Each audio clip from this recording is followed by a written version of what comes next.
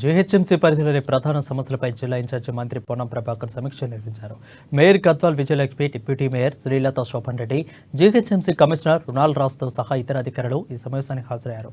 GHMC పరిధిలోని అన్ని అంశాలపై సుదీర్ఘంగా సమీక్ష నిర్వహించాలని, నగర అభివృద్ధిపై ప్రభుత్వం సానుకూలంగా ఉందని మంత్రి పొన్నం ప్రభాకర్ తెలిపారు.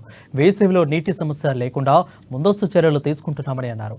జీహెచ్ఎంసీలో రెవెన్యూ పెంచేందుకు ప్రత్యేక పాలసీతో ముందుకెళ్తున్నామని అన్నారు. మూసీ అభివృద్ధికి ఎలాంటి ఆటంకం కలగకుండా చర్యలు ఉంటున్నాయని అన్నారు. హైదరాబాద్ బ్రాండ్ ఇమేజ్ కు ఇబ్బంది లేకుండా ముందుకు వెళ్తున్నామని పొన్నం ప్రభాకర్ స్పష్టం చేశారు.